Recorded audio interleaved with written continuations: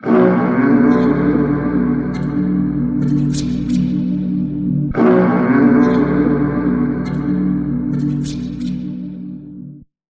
del tema de hoy, que está relacionado con eso, yo le pedí a Mauro, porque ya a él lo hemos escuchado hablar de la falacia de inclusión penitenciaria y pospenitenciaria, y como me parece concretamente que plantear las cosas como las plantean a esta altura, desde el gobierno, a la cuestión de la baja de la imputabilidad, planteándola como la plantean, es un fraude.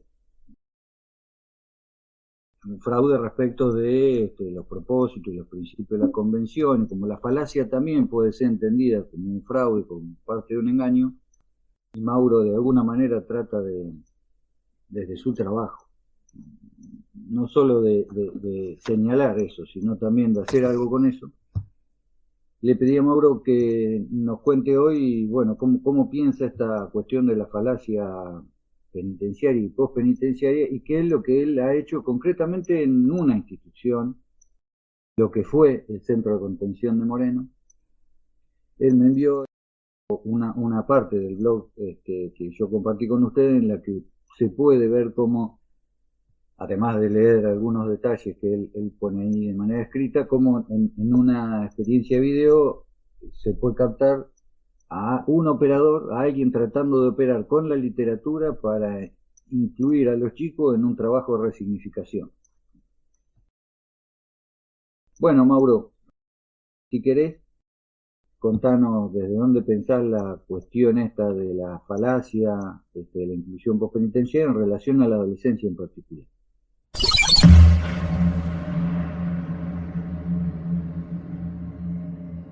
Buenos días a todos, a todas. Mi nombre es Mauro. ¿Desde dónde lo pienso? ¿Desde dónde me sitúo para pensar en la falacia? Como bien lo dijiste, soy autor del libro Falacia de Inclusión Postpenitenciaria. Ese libro surge a partir de una serie de interrogantes, de toda una cuestión de trabajo teórico y empírico, porque bueno, me profesionalicé como abogado, pero también como criminólogo, o sea, el objeto de estudio de una de las ciencias es el dogmático, pero sentía que me faltaba una pata. El de la criminología es un objeto de estudio empírico.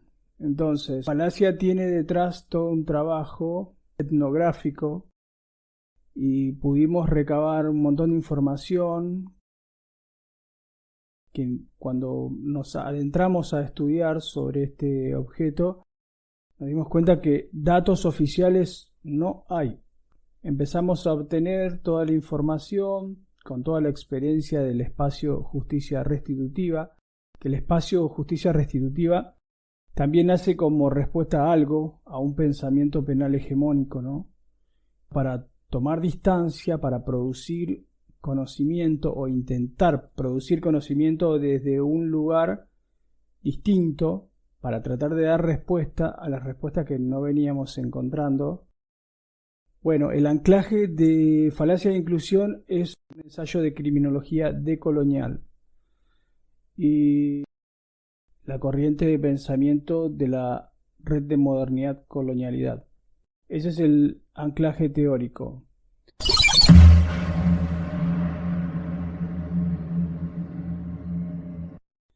Por otra parte, desde el punto de vista empírico, el espacio justicia restitutiva ha pasado por distintos ámbitos, adultos.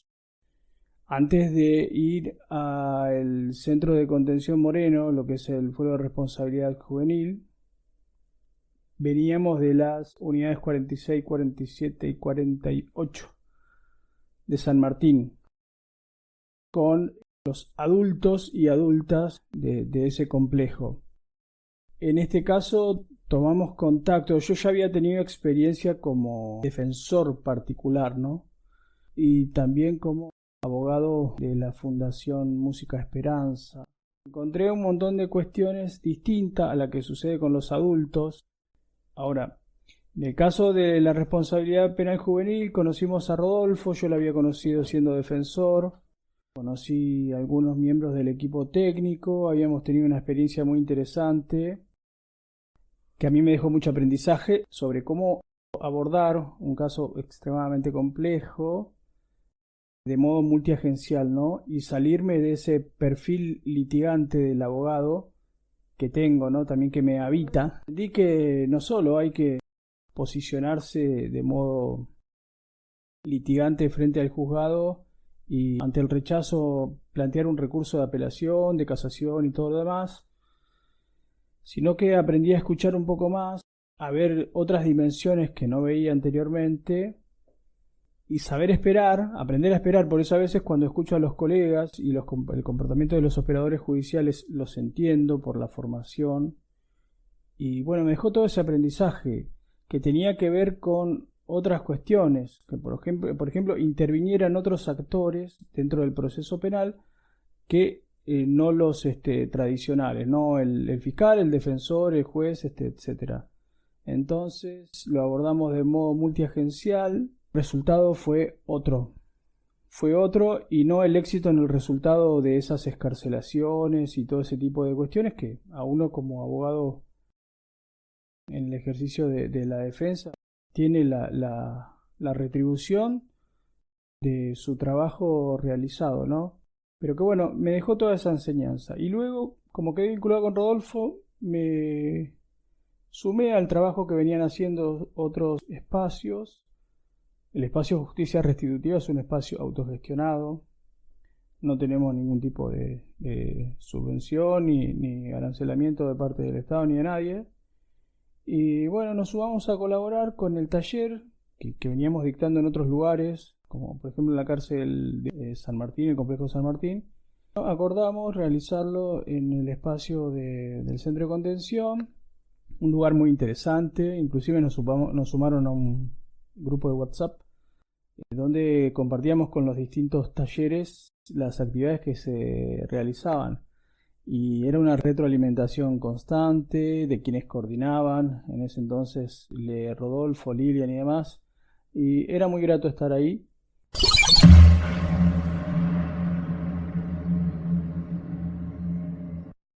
El libro Falacia es como una especie de conclusión. Son conclusiones reflexivas. Es un librito en el que trato de ser lo más sencillo para que sea accesible para...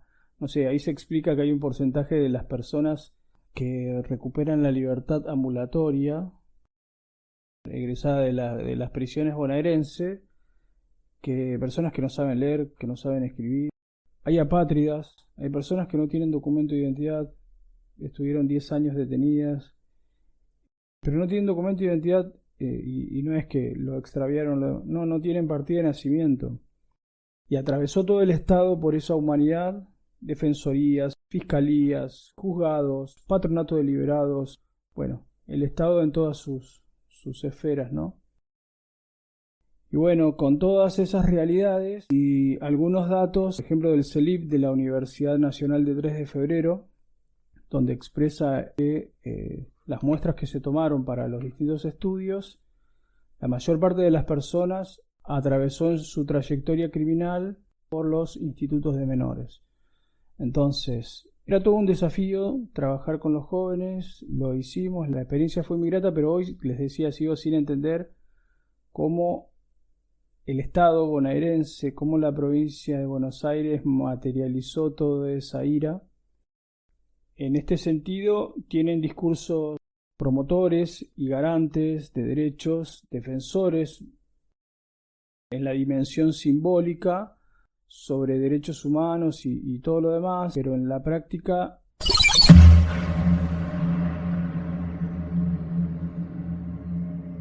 inclusive el gobierno, recuerdo de María Eugenia Vidal, que supuestamente era de terror, recuerdo con Pilar Molina y demás, no llegaron a materializar con Felipe Granillo Fernández el hecho del desembarque de los agentes del servicio penitenciario dentro del sistema, no de la secretaría o subsecretaría. Sin embargo, esta gestión política lo materializó.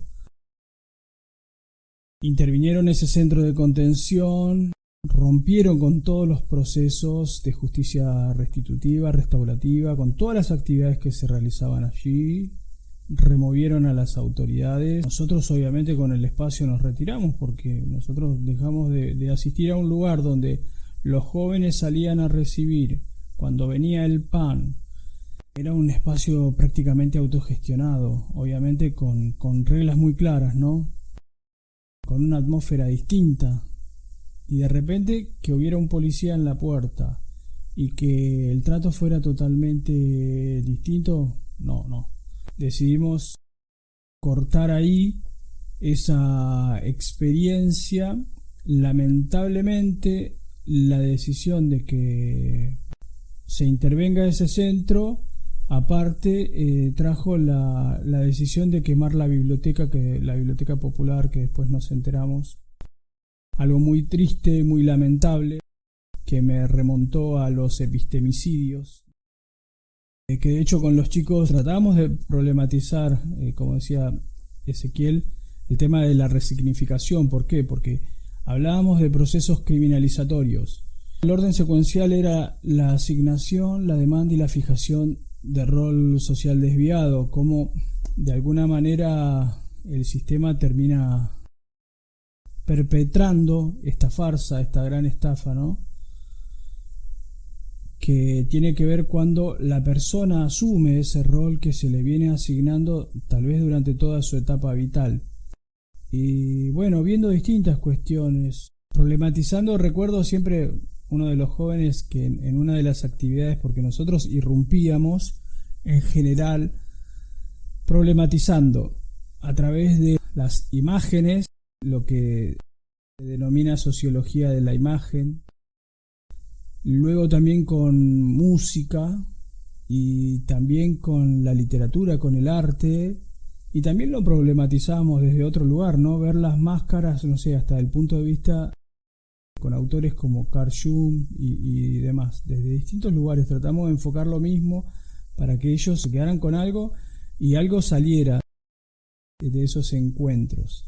Yo ahí en esa pequeña documentación que quedó en ese blog, bueno, luego después terminaron incineradas, pero allí quedó un registro.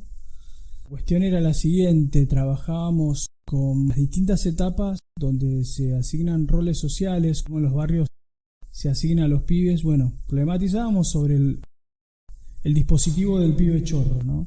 Al interior de la subcultura, como de algún modo también otorga a quienes se encuentran atravesados por esa marca de raza, en términos de bueno, una autora que lo refiere de ese modo, quienes habitan esos cuerpos con esa indeseabilidad y repugnancia, esos cuerpos con marca de raza, que bueno, desde chico ellos suelen asistir a ese tipo de cuestiones donde no tienen un reconocimiento ontológico, sino que tienen la humanidad cuestionada. Hablábamos de eso, del racismo penal, y cómo todos esos procesos de asignación, demanda y de fijación en el tiempo, a través de distintos actores, van interactuando con ellos. No solo en los barrios, sino después cuál es la relación de los jóvenes con las fuerzas de seguridad, ¿no? Los acosos, los asedios policiales, las detenciones arbitrarias, etc. Y luego, como en las distintas instituciones, a veces se materializan, después de las etapas de demanda, de rol desviado o de rol social desviado, se terminan materializando en la prisión, en las instituciones de encierro carcelario o luego. Pero bueno, culminábamos con cosas como, por ejemplo, tratábamos de hacer un análisis transversal de los distintos ejes de raza, clase, género, espiritualidad, todo como les había dicho anteriormente, con anclaje en la decolonialidad del poder. Entonces, esta relación entre quién manda y quién obedece, quién oprime y quién es oprimido. Bueno, perfecto. Que no es lo mismo estar situado en zona de ser o en zona de no ser. ¿Por qué? Porque justamente en zona de no ser se encuentran debajo de la línea de lo humano. Ahí no hay una humanidad reconocida.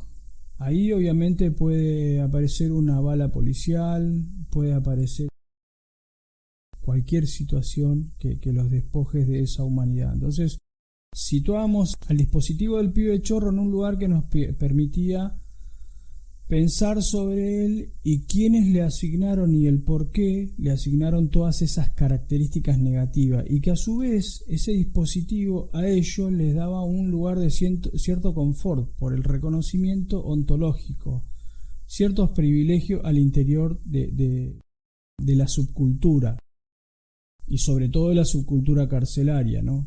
Entonces, la idea era problematizar al punto de crear una tensión y disparadores, ¿no? Finalmente para formular otro tipo de interrogantes.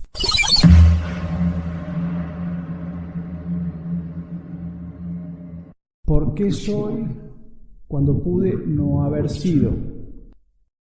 Entonces, ¿solo puedo ser de ese modo? ¿No puedo ser de otro? Y si no puedo ser de otro, ¿qué intereses quieren que yo sea de ese modo? Bueno, la idea era, con todo ese tipo de interrogantes, irrumpir en esos espacios y tratar de algún modo, llegar a ese lugar al que hacía mención Ezequiel, que es el de la resignificación, ¿no? Donde, bueno, de algún modo podamos generar esa situación en la cual los chicos tuvieran otras herramientas para pensar en este presente, ¿no? ¿Por qué llegaron hasta acá? ¿Por qué llegaron hasta acá? ¿Hacia dónde van a ir? Si a dónde van a ir es donde ellos quieren ir o donde hay un sistema, un conjunto de mandatos externos. Hablábamos de cruzar transversalmente los ejes, ¿no? Los paquetes de relaciones de poder, obviamente, importados a partir de lo que fue el encubrimiento del otro, como lo llamamos, a partir de 1492. Entonces, cuando los chicos o los ya adultos se encuentran en un pabellón, perdón por los términos, ¿no?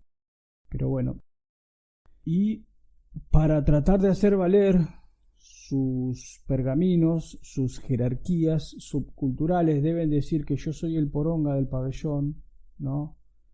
Para de alguna manera sentir ese confort que le da el dispositivo del pibe chorro. Bueno, era una manera de problematizar sobre el eje de género, los privilegios de género. También son referencias fálicas que tienen que ver con el ejercicio de privilegios de género, porque a veces podemos estar situados como oprimidos en un eje, pero gozar de privilegios en otro. Entonces también problematizar sobre eso, porque de hecho en el centro, como en otros lugares de detención, había jóvenes que estaban por ese tipo de delitos, ¿no? Por ejercer violencia de género hacia sus parejas. Entonces, tratábamos de alguna manera de cruzar todos esos ejes, de problematizar sobre el dispositivo del pibe chorro y de alguna manera tratar de generar la situación donde podamos resignificar esos roles. Entonces, nosotros lo hacíamos desde este lugar y tratábamos de problematizar en esos roles, en ese proceso criminalizatorio que les decía de asignación, demanda y fijación social de rol desviado, para que ellos tuvieran otras herramientas y dijeran, bueno, no, yo esto no quiero ser porque me ayudó a pensar estos talleres donde voy. Un día, miren, les cuento, no sé si estará por ahí el querido Rodolfo, no lo sé. Bueno, un día charlando con Rodolfo, me cuenta, porque yo venía con todo esto del taller y demás, y él me cuenta, me dice, te entiendo, claro, me dice, yo recuerdo una vez, me dice, vos sabés que una vez un chico me pasa lo siguiente, le llega el periodo que se tiene que ir en libertad, perfecto, se va, y a los pocos días lo llama, y le dice, Rodolfo, mire, ¿yo puedo volver? No, pero mira, no podés volver, vos ya cumpliste, ¿qué te pasó? no, mire, yo se lo tengo que hablar con usted, necesito hablar con usted, no quiero estar acá en mi casa, quiero volver. Bueno, venite tal día y charlamos. Y me cuenta Rodolfo que cuando llega, el joven le cuenta que la que ejercía la demanda de rol social desviado en este caso era la propia familia, su mamá y sus hermanos. Entonces, claro, porque lo escucharon, llegó esa mañana y él sentía que estaban esperando que dijera, bueno, ahora me voy a robar y voy a traer dinero, lo que antes hacía, ¿no? Entonces, Rodolfo le dice, no te podés quedar, tengo que hablar con la jueza, etcétera, vamos a ver. Bueno, hasta que después regresó y le dijo, bueno, mira, te vas a quedar y vamos a hacer lo siguiente. Te vas a ir el sábado, el fin de semana, y te voy a organizar una rutina. Bueno, Rodolfo, este chico había estudiado cursos de panadería, de factura y fideos, y etcétera. Bueno, entonces para el día sábado, Rodolfo le dice, bueno, mira, te vas a ir, yo te voy a dar harina, manteca, dulce, esto para que vos te vas a ir con una rutina. Vas a hacer a la mañana facturas y vas a estar con tu familia, vas a compartir unos mates y demás. A la tarde vas a hacer tal cosa y el día siguiente vas a hacer tal otra, a la mañana vas a hacer fideos. Bueno, perfecto. El domingo te volvés y la semana que viene lo hacemos de nuevo. Bueno. Con esas actividades que él empezó a programarle, la familia fue realizando un duelo, ¿no? de la caída de esa máscara de la que hablábamos recién, que era la del pibe chorro, y de alguna manera, con cierta resistencia, pero fue aceptando que ya el joven no era más el que ellos conocían, y que habían ejercido esa demanda de rol, pero él no iba a salir a robar. Él les terminó comentando que él quería trabajar, que había estudiado esto durante su situación de encierro y que quería otra vida, que quería tomar mates, disfrutar con ellos de un mate, compartir un momento, unos fideos, cosa que anteriormente él no hacía porque consumía, bueno, estupefacientes, alcohol y demás. Entonces, bueno, esto nosotros tal vez lo abordábamos desde un lugar teórico en el taller, pero muchos de ustedes esto lo hacen en la cotidianeidad. Yo les cité un ejemplo de cómo Rodolfo en breves minutos me había explicado cómo en un caso puntual habían resignificado el rol de una persona con toda una historia personal y una trayectoria criminal, ¿no? Entonces nosotros desde el pequeño espacio, lugar que teníamos, en ese caso en el centro de contención, ¿no?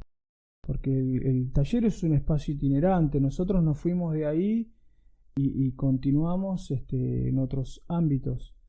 Pero bueno, en ese momento se rompió el rupturismo penal del gobierno provincial, puso fin a esos procesos que me gusta llamarlo del desaprender para reaprender lo aprendido. Entonces, fueron muy enriquecedores todos y siempre recuerdo con mucho cariño a todas las personas, a los miembros del equipo técnico, a los jóvenes. Una vez, cuando irrumpimos allí, el título de la actividad era ¿por qué soy cuando pude no haber sido? Y recuerdo que uno de los jóvenes me dice, Mauro, sí, le digo, alto título tiraste, me dice. Bueno, pero eso de alguna manera me dio la pauta de que ellos entendían. Entonces, lo que yo pude sacar de esta experiencia, no la de los adultos, ¿no? Porque yo con los adultos seguí trabajando y demás con esos talleres, que de alguna manera, por algún contenido u otro, ellos entienden. Y no es necesario que uno tutele todas las situaciones. La vez pasada recuerdo que la compañera Sara expuso una situación muy interesante de un joven que tenía, no sé, de qué mirada poder enfocarlo, ¿no? Pero desde algún lugar podría decirse una deformidad, desde alguna mirada lombrosiana si se quiere. Pero claro, en la situación de ella se situó debajo de un pórtico a pensar, ¿es este camino o es este? Uno lo puede tratar desde un lugar donde pretende tutelarlo todo, desde un lugar asistencialista inclusive, decir, no, esto requiere esta técnica y hay que hacer esto porque yo considero esto. Pero ella decidió enfocarlo desde otro lugar, abordarlo desde otro lugar y resolverlo de otro modo, ¿no?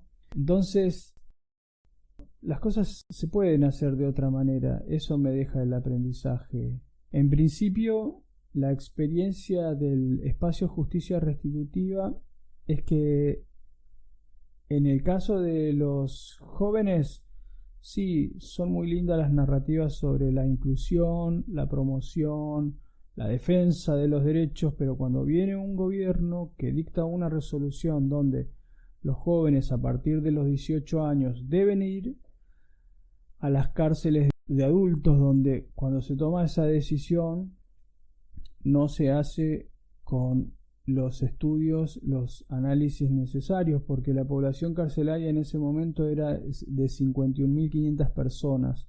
Había una situación de sobrepoblación carcelaria, hacinamiento, pérdida de privacidad, pérdida de espacio, alimentación paupérrima. Inclusive en ese contexto veníamos con algunos colegas a interponer un habeas corpus colectivo. Entonces, era luego del contexto del ASPO en el COVID.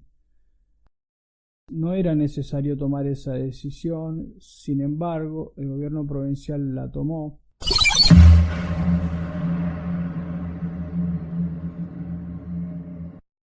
Tratábamos de formular interrogantes todo el tiempo, ¿no?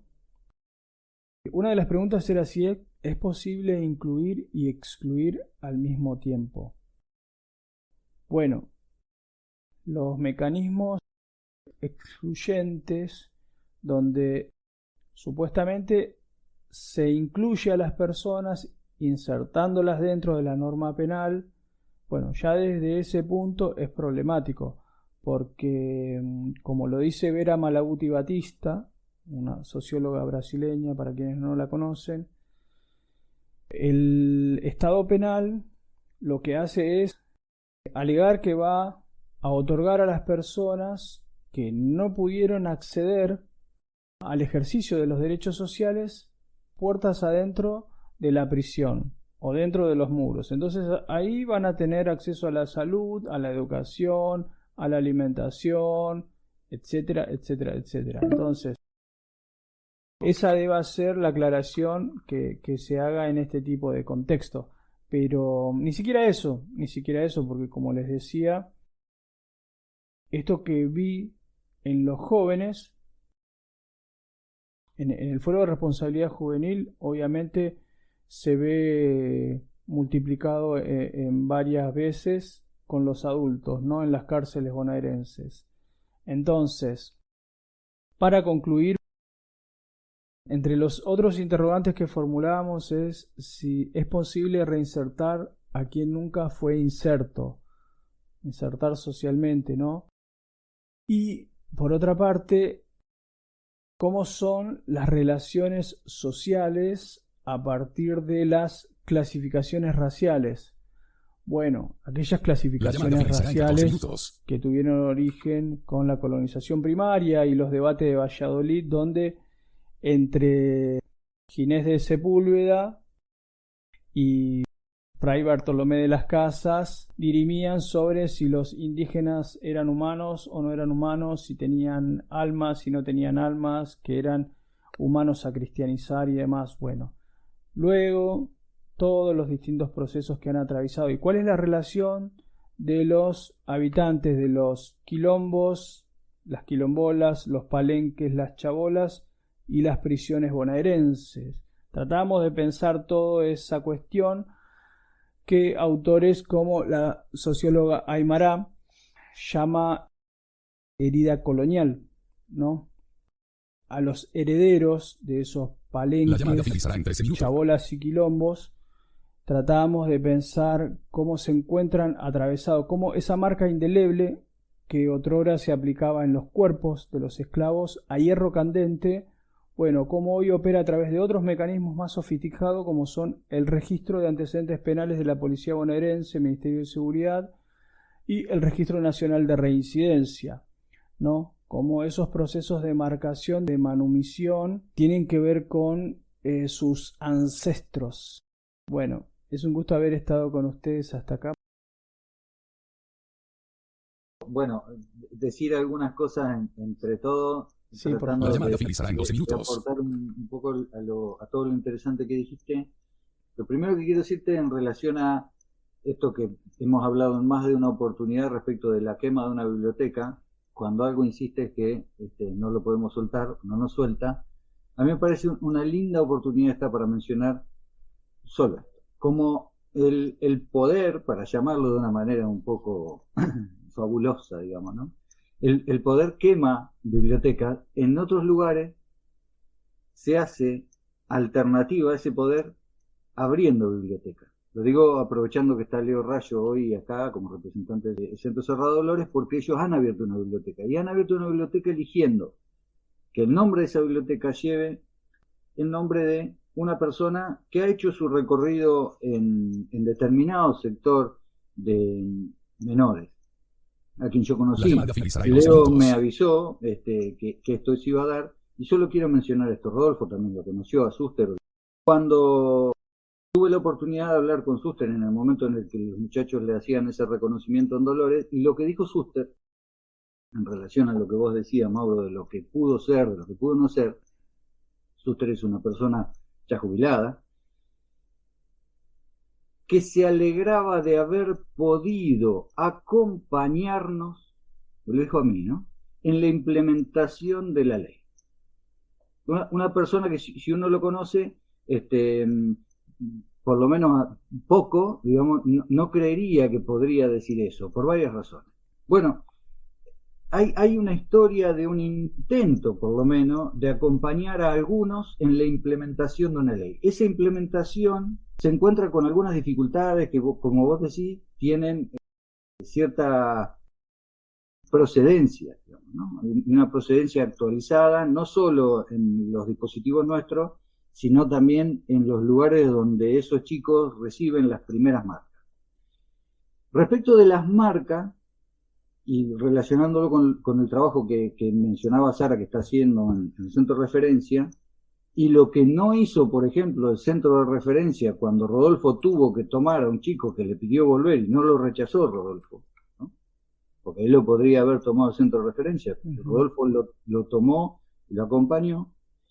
Yo recuerdo en relación a esto de la resignificación de la vida y lo que pudo ser y lo que pudo no ser, que esto se da tanto en las adolescencias que nosotros captamos como en las instituciones en las que nosotros trabajamos, lo que pudo ser y lo que no es. Zaffaroni se plantea en más de una oportunidad la dificultad con la que se encuentra el sistema para admitir que cuando una persona en un medio carcelario se da cuenta de lo que pudo haber sido, se mata. Lo abrevio, digamos, ¿no? Pero corre riesgo de matarse, corre riesgo de abandonar la vida. Cuidar eso, es decir, dar el camino, o proponer un camino para resignificar las posibilidades de una vida, es decir, para que una vida tenga otras posibilidades, es un trabajo que, como bien vos dijiste, no puede tomar en cuenta solo la liberación carcelaria que proponen algún sector de las defensas e incluso algunos de nosotros que piensa que la cárcel es mala. Para esto hay que pensar mejor algunas cuestiones, y los ambientes, como vos decís, de pensamiento, de discusión, de puesta en cuestión de algunas tensiones, son necesarios. ¿Cómo hacerlo? Bueno, eso es complicado de poder decirlo. Entiendo que ustedes lo hicieron, y que el Estado, gente a quien uno podría confiar que va a hacer algo distinto. Te agrego algo. Sí. El éxito del sistema es, de hecho, con el multiculturalismo liberal, ¿no? Que no es exclusivo acá del kirchnerismo ni del progresismo, sino que en Estados Unidos inclusive han tenido un presidente negro, pero reprodujo todos los códigos del hombre blanco. Entonces, de hecho, ya lo había dicho hace mucho tiempo Frantz Fanon, el psiquiatra caribeño, en Piel Negras, Máscaras Blancas, ¿no? Sí. Más allá del color, de los nombres, de la procedencia, de la historia, algunas personas se presentan en el sistema como portavoz de todo lo que ellos aparentemente recibieron como bueno para transformarlo en mal. Lo estoy diciendo de una manera muy descriptiva, poco inteligente, por cuestiones de tiempo, digamos, y además porque me falta algo de inteligencia, pero hay un problema mayor, digamos, que, como bien vos lo señalás, está en el sistema. Está en algo que se sistematiza en las relaciones entre las personas y las instituciones, ¿no? Me queda por preguntarte para otro momento, me interesa eso del dispositivo del pibe chorro, porque he insistido en algunas oportunidades, sin ser demasiado claro, que un dispositivo es algo complejo, digamos, ¿no? Y que el dispositivo del pibe chorro puede tomar al pibe chorro como parte del dispositivo, pero eso no es el dispositivo. El pibe chorro no es el dispositivo. El pibe chorro también puede ser una persona que dice que las cosas del progresismo son buenas, que Lacan es maravilloso, articular una serie de cosas y después resolver, qué sé yo, no sé, otra cosa. Y algo que me pareció importantísimo y que tiene que estar en discusión en algún momento, que es el sistema de valores que vos mencionabas respecto de lo que se considera o no humano. Hay toda ahí una cosa para pensar, ¿no? Es decir, bueno, que si alguien no es humano, lo que ya sería una cosa media loca, ¿no? Es decir, pero si alguien no es humano, ¿por qué no lo es? En todo caso, sí, porque a mí me parece, por ejemplo, yendo al ejemplo que vos diste de lo de Rodolfo, Rodolfo reconoció en el llamado de aquella persona que había egresado una humanidad que requería cierta atención, y lo requirió porque la institución propuso la posibilidad de un destinatario de un llamado. Ezequiel, sí. Rodolfo no representa la opinión ni el perfil del sistema. Pero vos, sí, es cierto, pero hay un montón, como vos dijiste, los chicos tienen determinadas conformidades respecto de un sistema que los oprime, que es mucho más potente, digamos, que lo que representa Rodolfo, lo que representó Rodolfo, lo que sigue representando. Lo digo porque los chicos siguen llamando en las instituciones más opresoras, también en sentido descriptivo, los chicos siguen llamando al opresor y lo llaman fascinado. A veces hay una especie de síndrome de Estocolmo. Yo lo que quise, lo traje ese tema a colación porque para mí ese fue un ejemplo de resignificación. O sea, quien estaba ejerciendo la demanda de rol social desviado era su familia, claro. El grupo primario. Entonces, no siempre son, a ver, en este caso, las fuerzas de seguridad o otros operadores los que ejercen la demanda de rol. En este caso era la familia, un tema muy particular. Se cayó la máscara. Él les dijo que no era más esa persona, que era otro y que quería esto para su vida. Entonces les demostró que había adquirido otras destrezas, otras aptitudes, compartió momentos distintos que nunca había compartido con la familia, un mate, una factura, un almuerzo, y bueno, y lo aceptaron. Y eso lo logró el equipo del centro, de la manera en que abordaron la situación de ese joven, al igual de la del resto. Pero me pareció un ejemplo muy claro, muy práctico, no teórico, ¿no? Sí, sí.